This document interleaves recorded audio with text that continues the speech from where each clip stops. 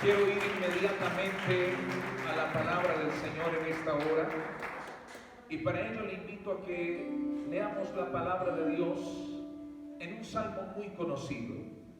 Salmos capítulo 37, vamos a leer en el versículo 5. Gloria al nombre de Jesús. Repito, libro de los Salmos, vamos a leer en el capítulo 37, en el versículo 5. Usted que haya encontrado me confirma con un amén. Gloria al nombre del Señor. Vamos a quedar de pie, por favor, por reverencia a la palabra del Señor. Y vamos a leer la Sagrada Escritura con la autoridad del Padre, Hijo y Espíritu Santo. Repito, Salmos capítulo 37, en el versículo 5. Yo quiero que todos leamos unánimemente este verso de la palabra. A la cuenta de 3. 1, 2, 3. Encomienda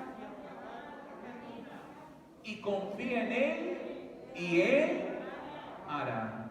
Levante su Biblia, levante sus manos y diga conmigo: Señor Jesús, en esta hora habla mi vida a través de tu palabra, en el nombre de Jesús. Amén. Puede tomar asiento, por favor, y brindarle un fuerte y bonito aplauso al Rey de Gloria. Aleluya. A ver, pero yo quiero escuchar un aplauso pentecostal. Es un aplauso del pueblo de Dios, que en esta hora, hermanos, se regocija en la presencia de Dios. ¡Alábelo! A su nombre.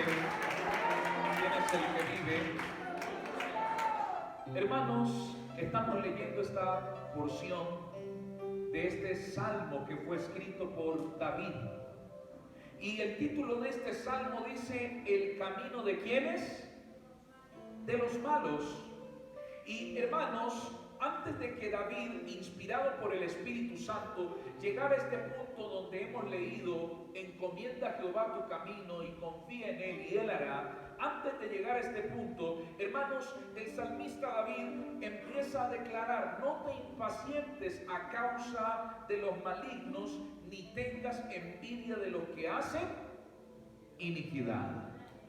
Y saben, mis amados hermanos, es importante que nosotros sepamos esto, porque muchas veces, hermanos, David, aleluya, en este momento nos hace ver una realidad muy tremenda que muchas veces, hermanos, como cristianos tenemos que ver, y hasta como mismos cristianos hemos llegado al punto de ser víctimas de esto.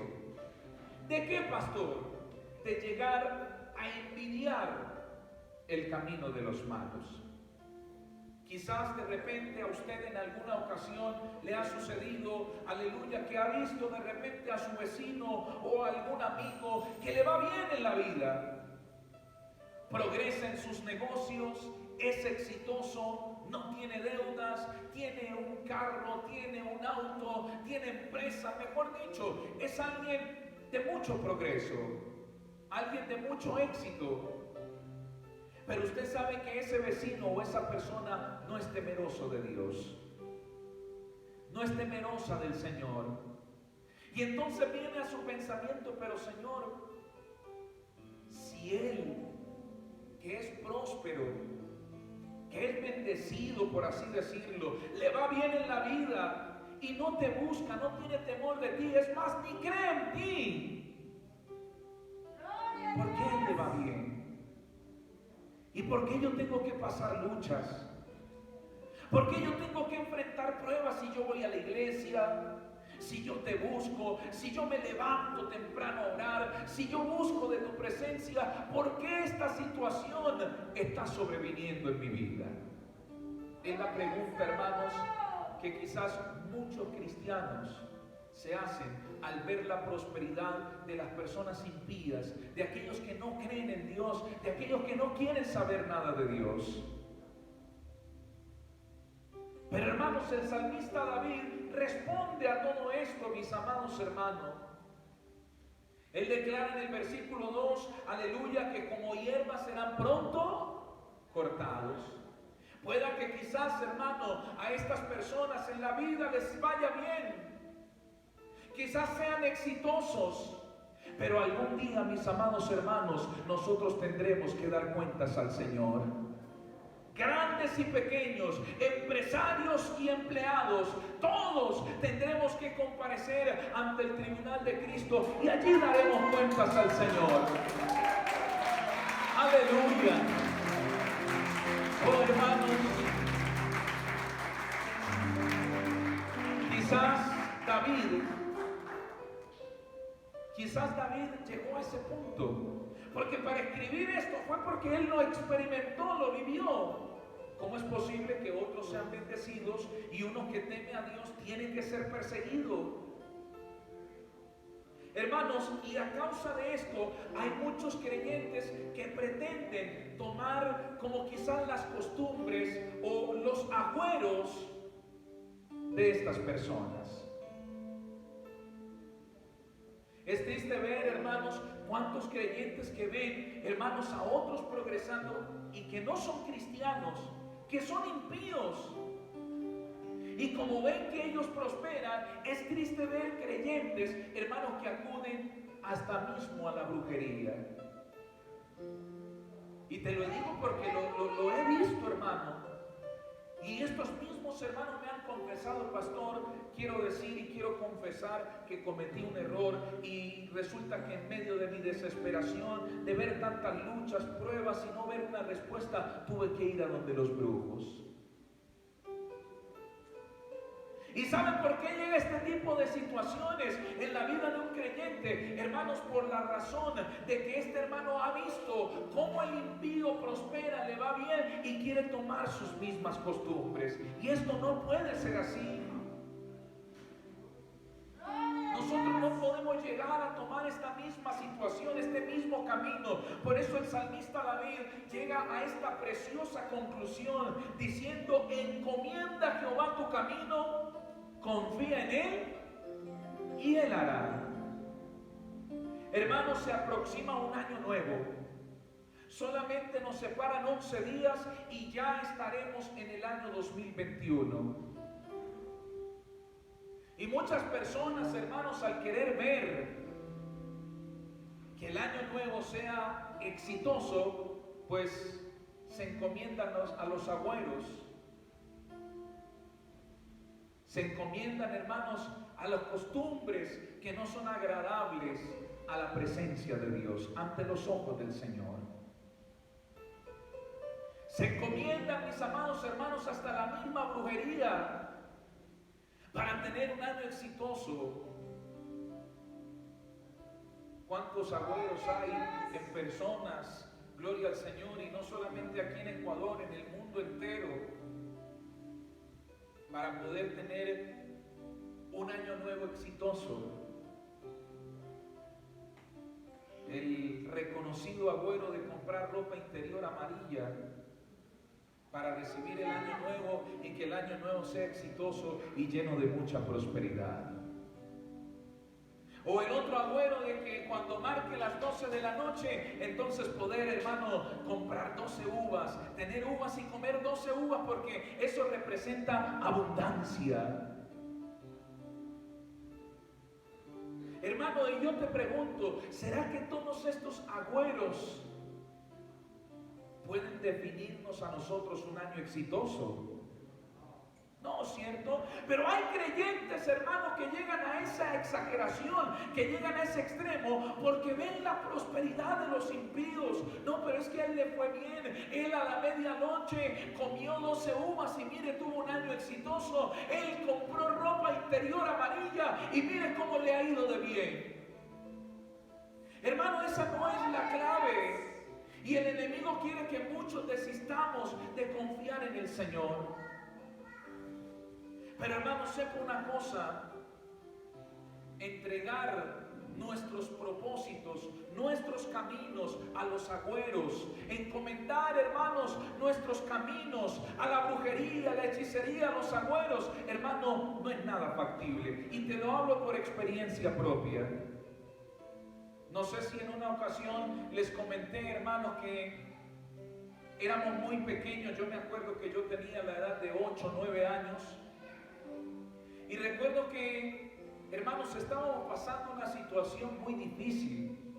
A mi papá estaban a punto de echarlo del trabajo y mi papá estaba temeroso por esta causa. ¿Y sabe qué hizo mi papá? Hermanos, se compró, hermanos, las 7 hierbas para la buena suerte. Porque le dijeron, mire, hágase el baño de las 7 hierbas y usted va a ver que la suerte le va a cambiar. Así que mi papá llegó con sus 7 hierbas y mi mamá puso a cocinar las 7 hierbas y todos teníamos que bañarnos como por el transcurso de una semana con esas 7 hierbas. Yo era muy pequeño, hermano, y me acuerdo que mi mamá traía el balde con esa agua entre negro y verde. Yo le dije, mamá, con eso nos vamos a bañar, vamos a quedar sucios. Mi mamá me dijo, báñese, porque esto nos va a cambiar la suerte. Y sí, hermano, nos bañábamos con esas famosas 7 hierbas y a los 3 meses nos cambió la suerte, hermano. De verdad. A los 3 meses mi papá cayó en la cárcel, perdió su trabajo, nos cambió la suerte para mal. Si antes estábamos en Guatemala, ahora estábamos en Guatepeor. La suerte cambió, hermano, para mal. Entonces, te repito, lo digo por experiencia. Mi papá quiso creer, encomendar sus caminos ante los agüeros y no sirvió de nada. Por eso el consejo de Dios en esta mañana es encomendar nuestros caminos, nuestros proyectos, nuestros propósitos, nuestros anhelos. El año que viene, encomendémoslo a Dios. Pero óigame bien. Encomendar, que significa, hermanos, entregar o encargar, o también significa proteger, debe de ir de la mano con la confianza. Por eso aquí el salmista David, inspirado por el Espíritu Santo, dice, encomienda a Jehová tu camino y confía en Él, porque encomendar y confiar deben ir de la mano. Por ejemplo, usted cuando va a salir y no puede llevar a su hijo porque, por ejemplo, vas a entrar a un mercado y hay algunos mercados que no dejan entrar niños, ¿usted a quién le encomienda a su hijo? ¿A alguien de confianza o a alguien que usted no conoce? De confianza, ¿cierto? Entonces nos damos cuenta que la acción de encomendar debe ir de la mano con la confianza. Entonces, si yo quiero encomendar lo que yo deseo, mis anhelos, mis caminos a Dios, pues debo confiar en Él, de que Él va a hacer la obra. Así como la gente prefiere confiar en los agüeros, en algo que, hermanos, es irracional, en algo que no puede surtir efecto, o que si llega a surtir efecto es por la obra del enemigo. ¿Cuánto más nosotros como hijos de Dios debemos, hermanos, confiar en el Señor y creer que Él va a hacer la obra a favor de nuestra vida? Creer que Él va a hacer la obra en el nuevo año que va a venir.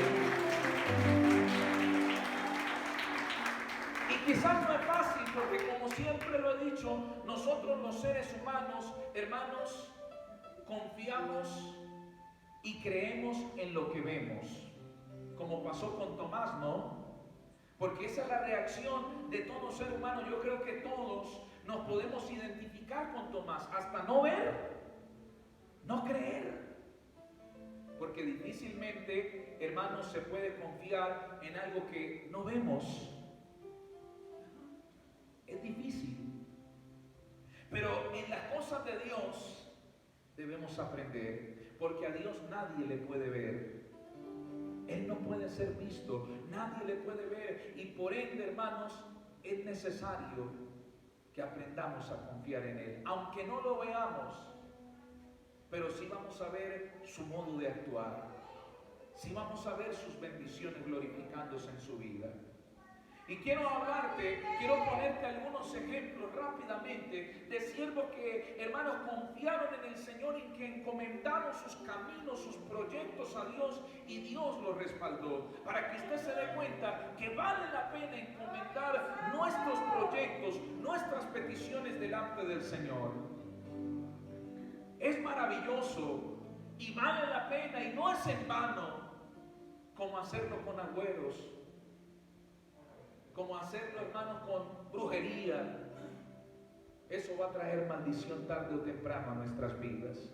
Pero cuando tú decides encomendar a Dios, y aunque no le puedes ver, hermano, esto no es en vano.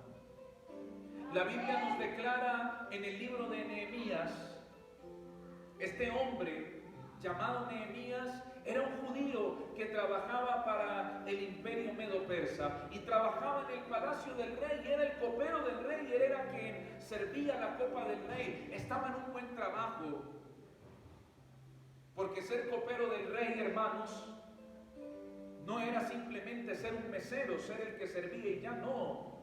Ser copero del rey era también ser un hombre de confianza del rey. La mayoría de veces un rey tomaba decisiones y pedía consejos de sus coperos.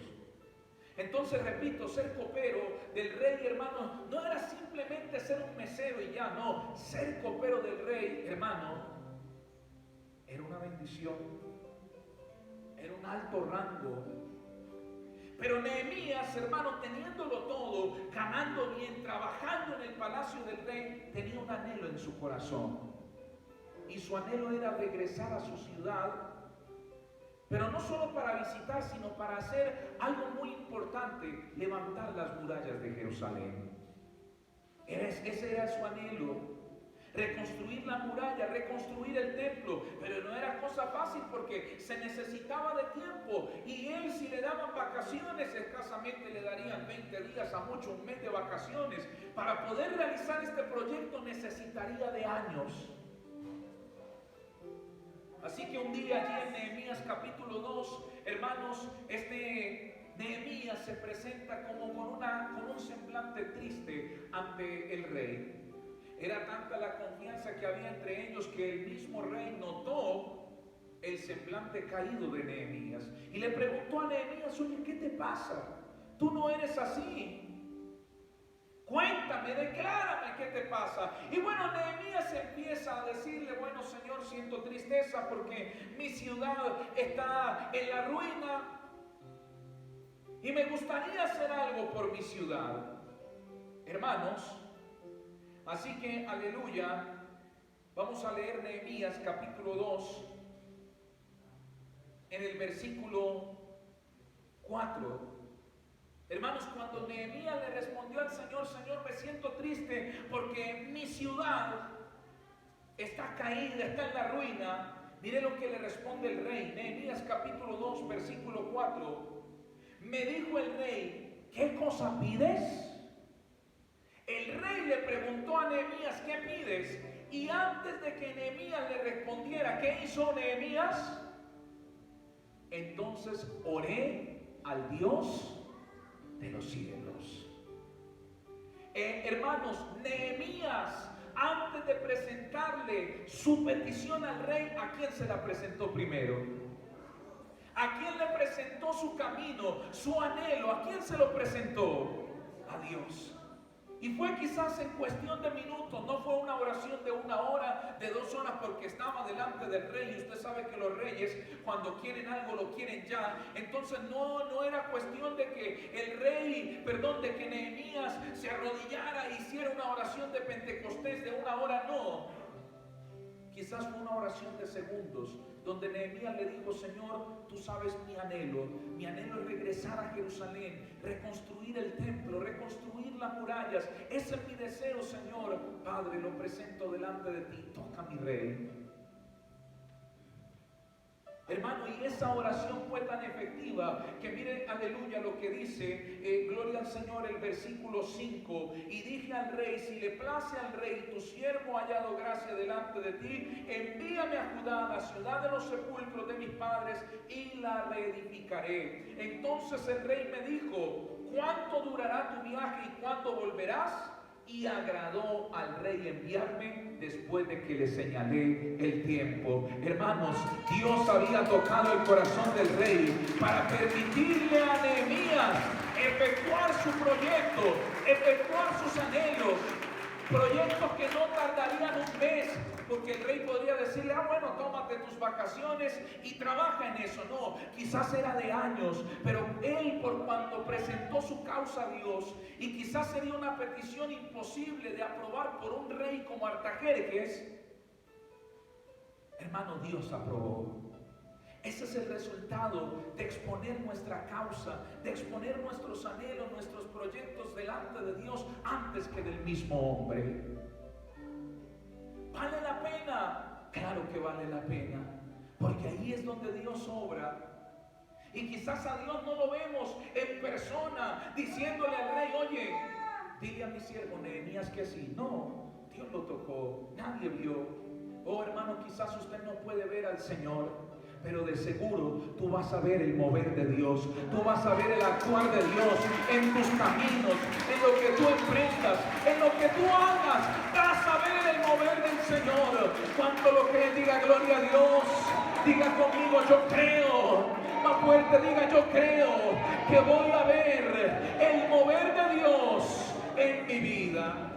Hermano, tú vas a ver el mover de Dios en tu vida, pero encomienda a Dios y confía en Él.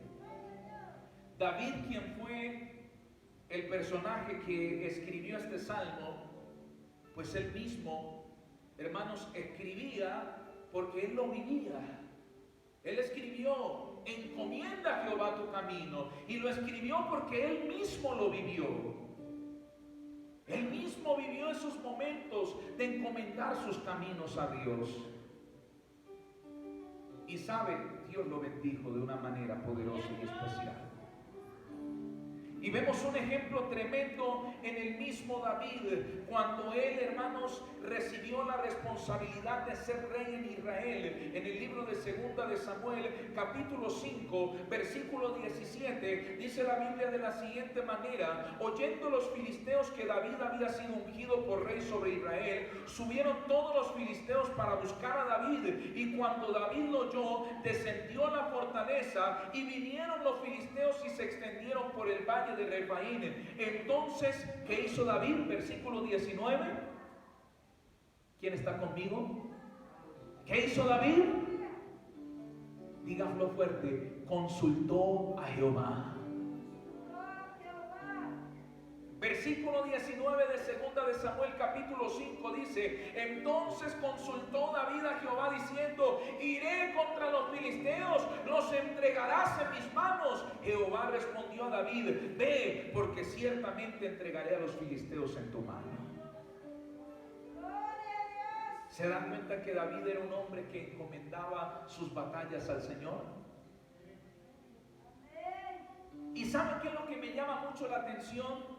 Que la gran parte de la vida de David siempre luchó contra los filisteos.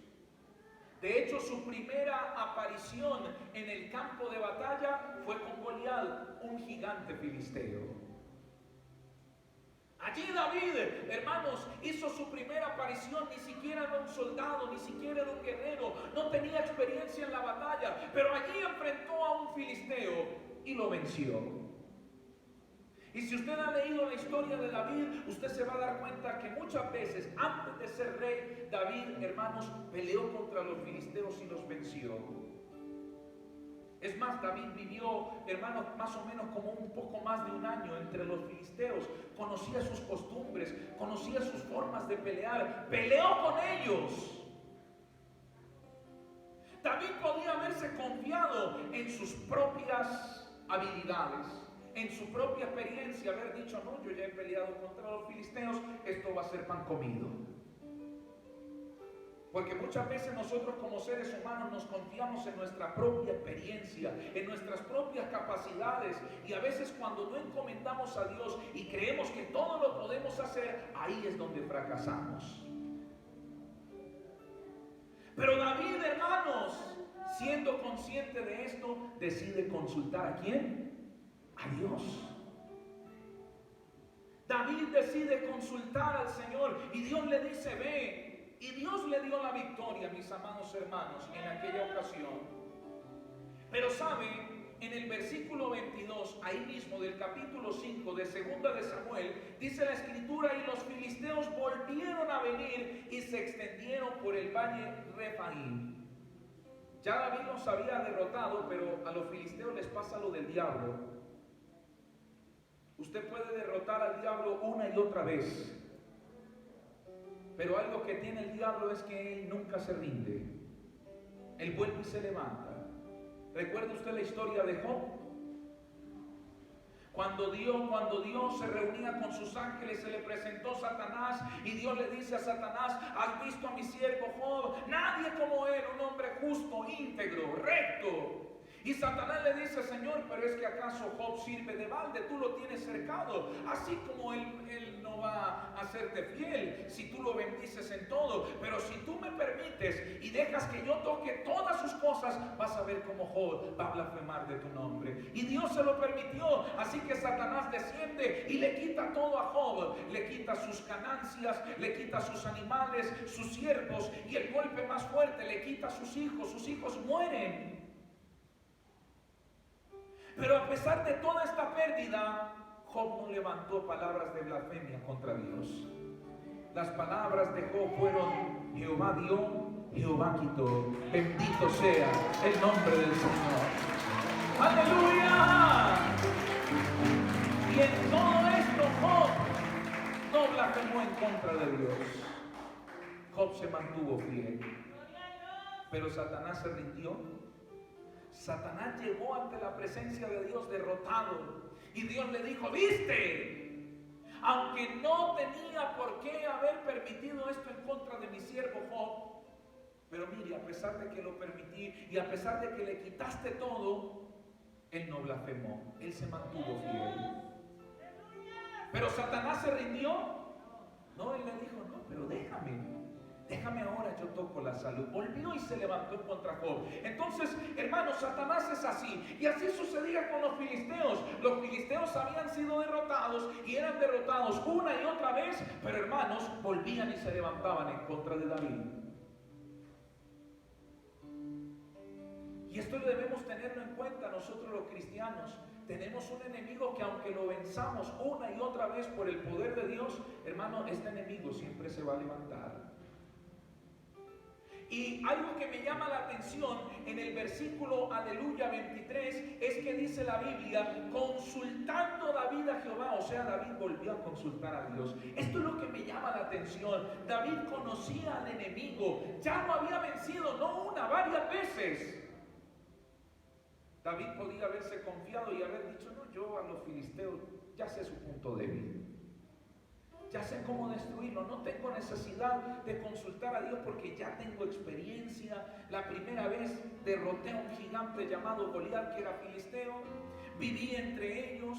No es la primera vez que los derroto, varias veces los he derrotado, así que yo puedo con ellos sin necesidad de consultar a Dios. Pero saben, mis amados hermanos, David, aunque con toda su experiencia, aunque en ese instante ya había vencido a los filisteos y los filisteos se le levantaron, David vuelve y consulta a Dios.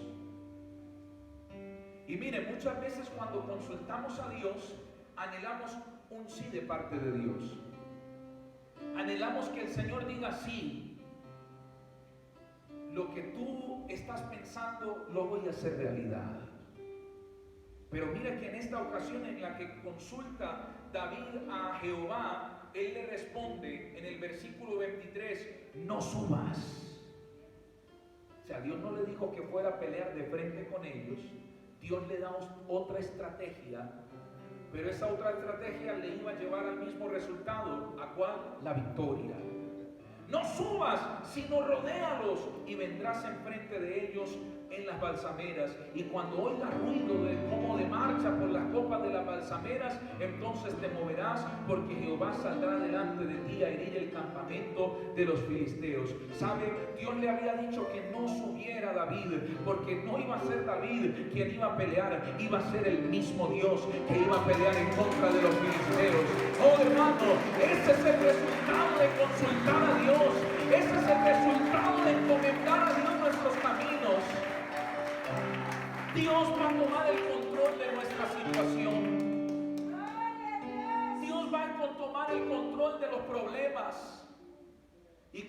decía la alabanza que cantábamos minutos atrás con el pastor Roberto, los enemigos huirán, porque Dios va a salir delante de nosotros. Pero ¿qué hubiera sucedido si David se hubiera confiado en sí mismo y no hubiera consultado a Jehová?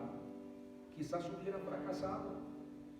Porque, hermanos, cuando queremos hacer nuestra propia voluntad y poner nuestros propios anhelos a la fuerza, podemos fracasar.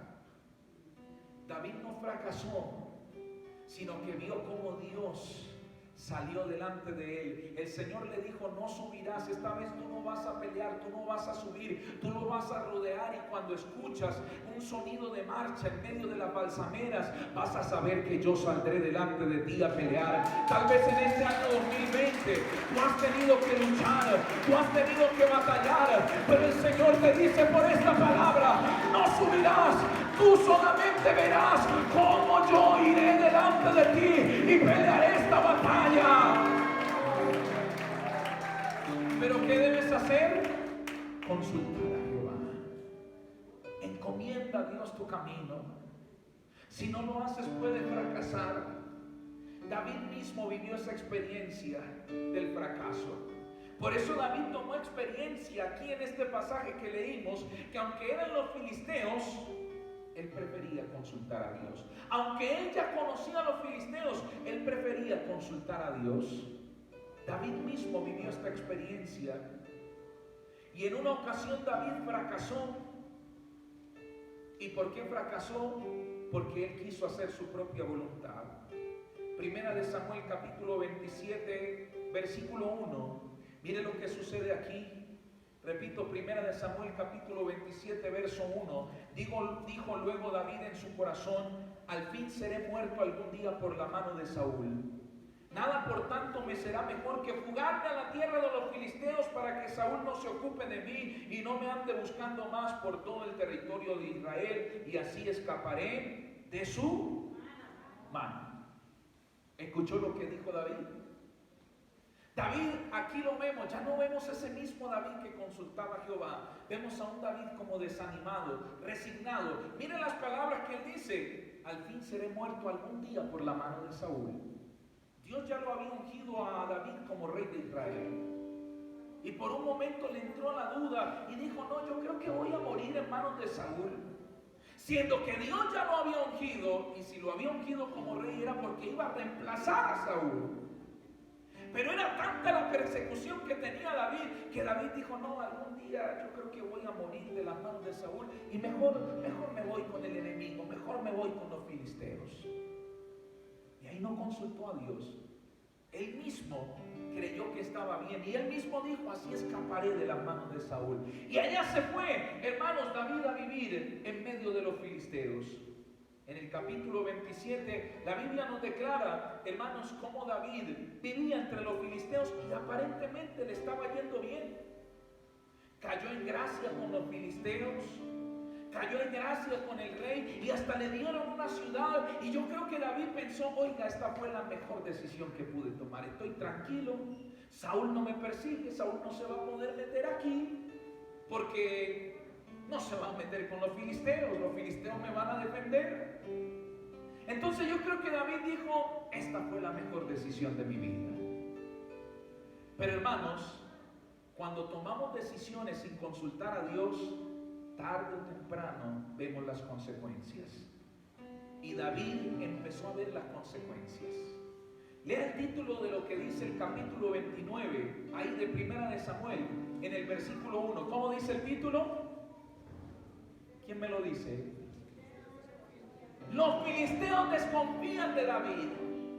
Estaba todo bien con David, pero empezaron a mostrarse las consecuencias. Los filisteos empezaron a desconfiar.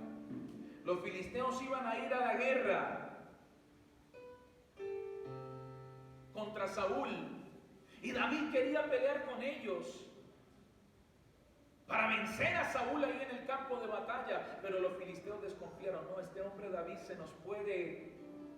nos puede traicionar, nos puede dar una puñalada por la espalda. Y empezaron los príncipes a hablar con el rey: no, este David no nos conviene.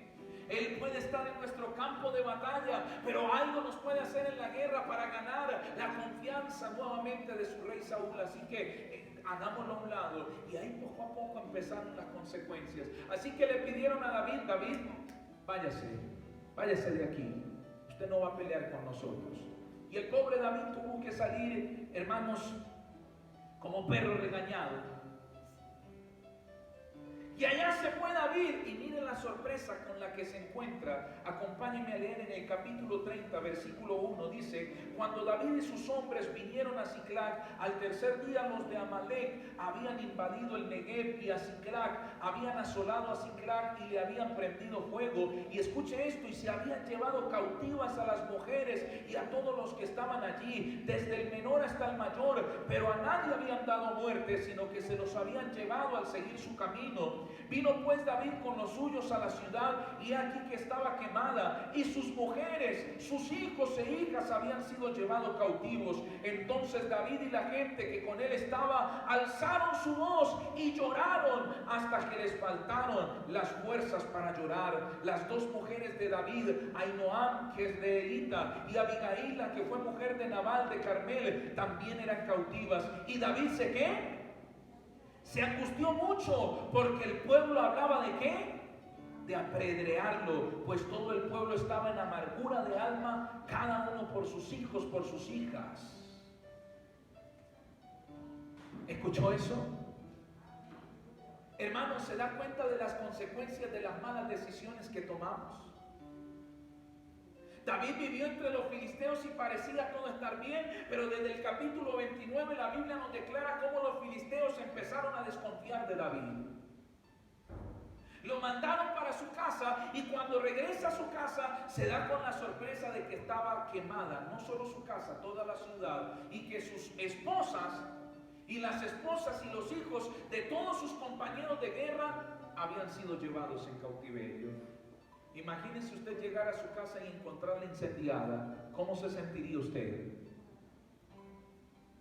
Por eso la Biblia dice que David lloraba, y todo el pueblo lloraba hasta que les faltaron las fuerzas para llorar. ¿Ha vivido usted esos momentos en que usted llora y aún te faltan las fuerzas para llorar? Es tremendo, ¿cierto? Como que se te inflaman los ojos de tanto llorar, y como que ya no tienes fuerzas, como que te sientes decepcionado. Así se sentía David. ¿Te das cuenta del fracaso que experimentó David? Su familia se la habían llevado en cautiverio. Esa ciudad donde vivía, donde parecía todo estar bien, fue quemada. Pero ¿sabe en qué momento se le arregló la situación a David? Versículo 6. En el último renglón dice: mas David se fortaleció en Jehová su Dios. Y dijo David al sacerdote Abiatar, hijo de Abimelech: yo te ruego que me acerques al ephod. Y Abiatar acercó el ephod a David, y David consultó a Jehová. Ahí David se dio cuenta de su error y dijo: voy a consultar a Dios. Yo vine aquí por mi cuenta, vine aquí con mis propias capacidades, con mis propios pensamientos, pero lo mejor que puedo hacer es consultar a Dios. Vine aquí tomando mis propias decisiones de forma carnal, dejándome llevar por mi negativismo, dejándome llevar por la resignación. Vine aquí huyendo de Saúl y no consulté a Dios. Pero ahora, después de ver los resultados, después de ver que David no tomó la mejor decisión, consultó a Dios. Y allí le preguntó a Dios: Señor, voy a perseguir a estos merodeadores. Perseguiré a estos merodeadores. ¿Los podré alcanzar? Y el Señor le respondió y le dijo: síguelos, porque ciertamente los alcanzarás, y de cierto librarás a los cautivos. Hermanos, ese es el resultado de consultar a Dios. Dios siempre nos va a dar una respuesta favorable. Aunque tengamos el agua hasta el cuello, Dios siempre va a favorecer a aquellos que le consultan, a aquellos que le buscan. Dios siempre lo va a favorecer. A su nombre. Hermano, viene un nuevo año. Solamente nos separan 11 días para iniciar el nuevo año 2021. No cometamos el error que cometió David. Pastor, yo ya tengo todo calculado. Yo ya sé lo que voy a hacer. Soy un hombre, soy una mujer de experiencia. Soy una persona preparada, capacitada y sé que el año 2021 me va a ir bien. Felicidades. Pero hermano, antes de emprender lo que tú deseas, antes de ejecutar ese proyecto que tú tienes en mente, pensando que tienes las capacidades, consulta a Dios. No cometas el error de David. David pensó, no, yo conozco a los filisteos, voy a vivir con los filisteos y sé que me va a ir bien. Y aparentemente le fue bien, pero mire las consecuencias.